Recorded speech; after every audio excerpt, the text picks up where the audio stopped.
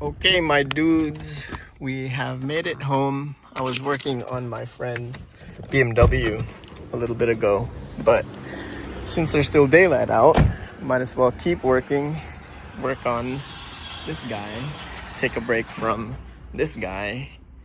Man, and honestly, I've been pretty busy. Just, this has gotten way out of hand. Like, I didn't expect to have all this work, but today I'm gonna dedicate myself to getting back on this because I've been kind of out of the loop on Volkswagen stuff. You know, life just kind of gets in the way, and I got this tucked away because it's been raining quite a bit here in California. But since it's no longer raining, we are busting this out, and I am gonna do, oh, what a fail. Dang it, dude.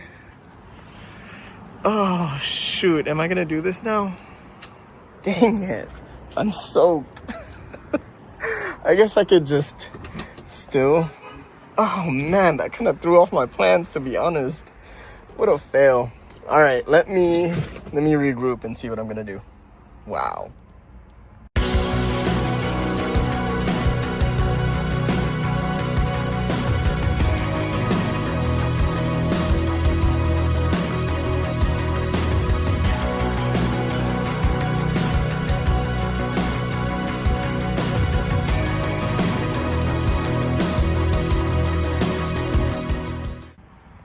All right, it's been a couple days since that last clip. Honestly, just life keeps getting in the way, and I also could not stand working in the sun. So I pulled in the Squareback into the garage where I am fortunate enough to work in the shade. Such a luxury. Yeah, I just had to move the BMW engine out of the way, and the Squareback and the BMW fits in here nicely. So I am just going to be doing a quick tune-up. I really haven't driven this car in a very long time. Let me see how many miles there are on here so far. 7194. I think technically I was gonna be doing like every 1500 miles. So technically I should be doing it at 7500. But again, it's just been sitting in a while, and I don't want like super old oil. So I'm gonna change it.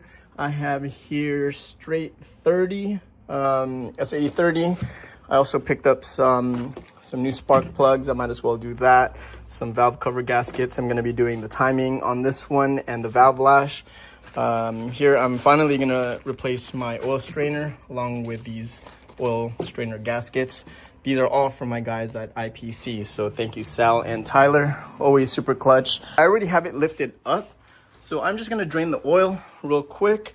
And then while that's draining, I will work on removing like this oil bath air cleaner.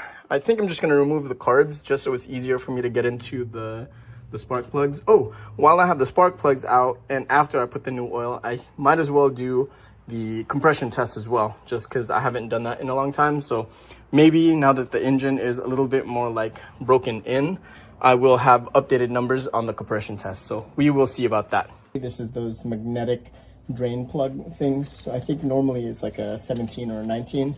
But in this case, it is a 22. All right, this oil is honestly probably gonna be all black. Oh. Okay, I mean, yeah, it's black, but it's not absolutely terrible.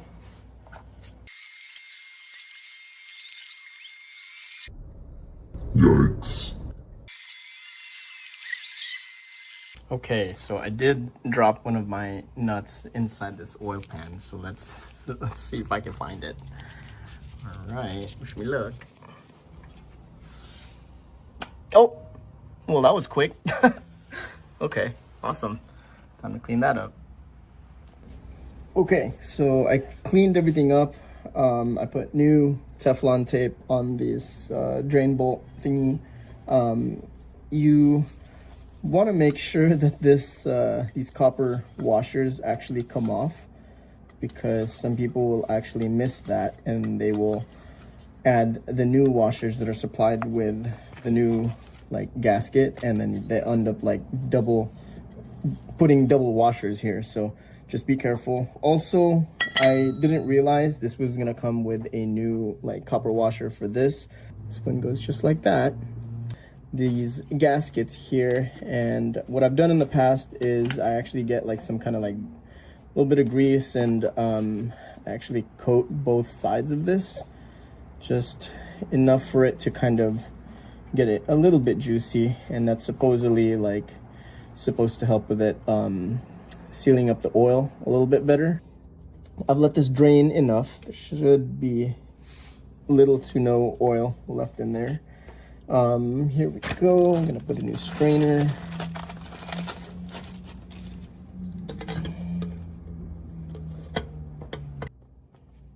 Good enough.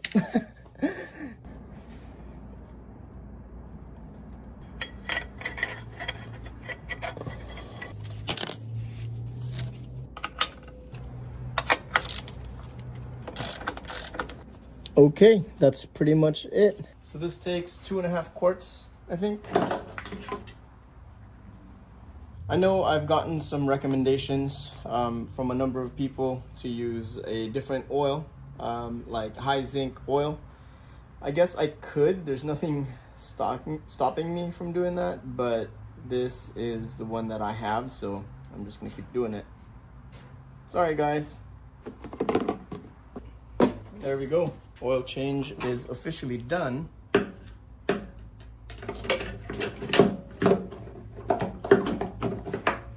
Now that's done. What's next? So on this next one, I am going to be doing the valve lash on cylinders 1, 2, 3, and 4. So first thing is to pop off this little cover and then put the engine on top dead center. All right, so cylinder 1, let me show you on the camera. Straight down here, I marked that top dead center. I made sure it was obvious when I was building this engine to put a red and black mark on there. So that is top dead center, cylinder 1, and the rotor is pointing to cylinder 1 cable that goes over there. Wow.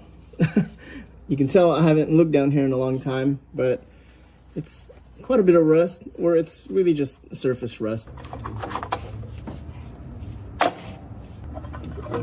There we go. And that is gonna be what we're gonna measure. 6 thousandths on this, what are these called? Feeler gauge. I actually removed, where is that? Here it is, I'm laying right on it. 1 second. Okay, I got it.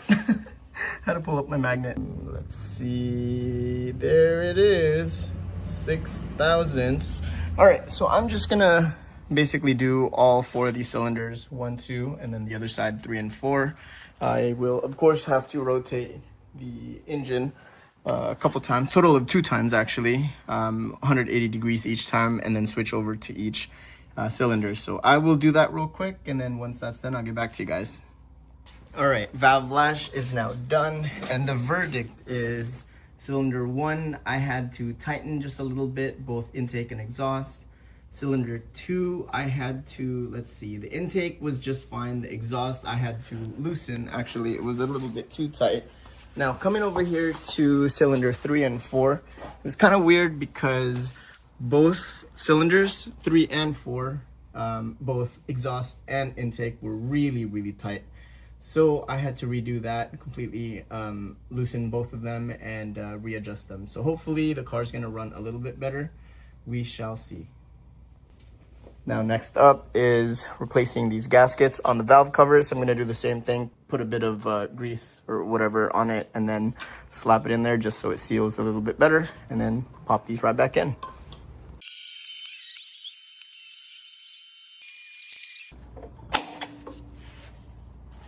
Okay, valve lash is now done. I'm gonna start the car up again and see how easy it is to start.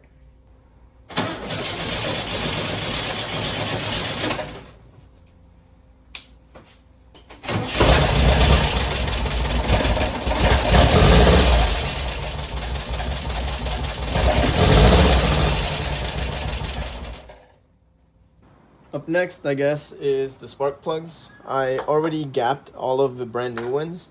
It said like anywhere between 28 thou and 30 thou. I kind of met in the middle at 29 thousandths. I just measured it to around there, basically for all 4 of these.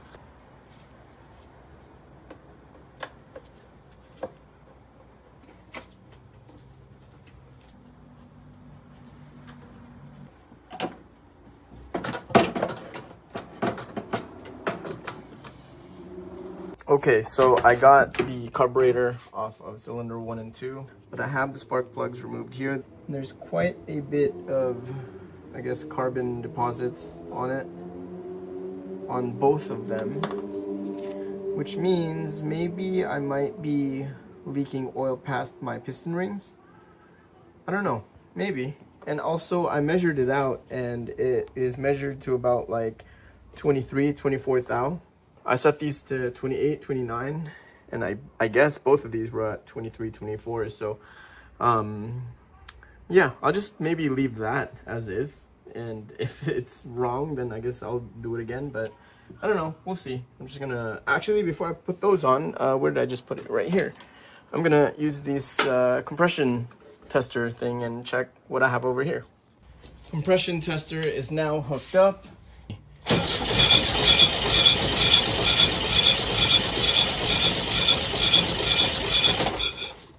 Yeah, that's like a 165.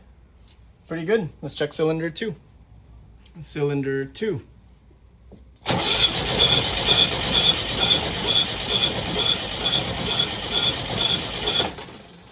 Wow, that's like 185. So I've removed cylinder 3 and 4 carburetor. Now I have the spark plugs here. Same deal. They're kind of gunky also. I haven't measured it, but we can do it together. This is, let's see. Yeah, pretty small, right around like 22 or so. Wow, maybe I didn't adjust these when I first put them in. So I checked again online and it says a little bit closer to about 28 to 30. So I'm gonna leave it at 29 on the newer ones. First, let's check compression on cylinder 3.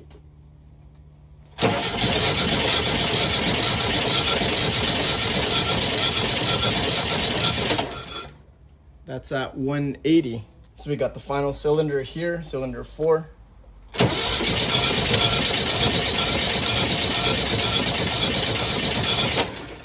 Also very healthy at a 180. All right, so I have it pretty much all buttoned up. Carburetor's back in. All 4 spark plugs are back in. I've torqued everything down. Coil pack is back. Now I'm just gonna do one more test start of it. It should pretty much just start up right away. I didn't really do anything with the timing, although I do have my timing light connected because I just want to verify that it's still at 30 degrees advanced. I have it set to 30 right here, and I'm gonna verify right here, running at around 3,000 RPMs. Hopefully it will start right now. Oh, I have to connect these guys, I forgot. Okay.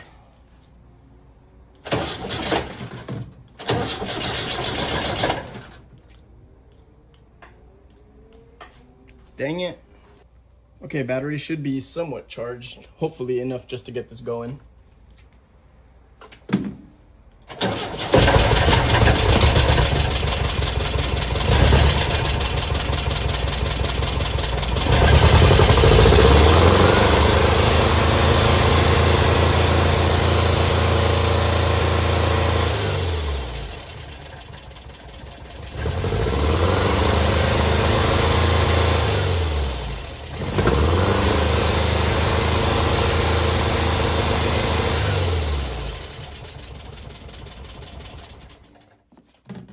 Nice, dude. Yep, timing is still on point, and I am deaf right now. I can't hear anything. So, yep, that pretty much concludes this whole tune-up, I guess. I just need to put the oil bath air cleaner back in place and then button everything up, clean some things up. I do have to get a new battery because the one that I have is like pretty much dead. Like, this car's just been sitting for a while. Let me just show you my setup right now. It's kind of janky, but that was my battery that I was using, and I was jumping it with this guy. But since this one was not holding a charge, I have this extra battery here. But even then, this one's still kind of weak. It's already a couple years old, I think. I just gotta go to like AutoZone or something and get a replacement battery. But damn, it is smoky up in here. Whew. All right, dudes. Thanks for, I guess, tuning in. See you next time.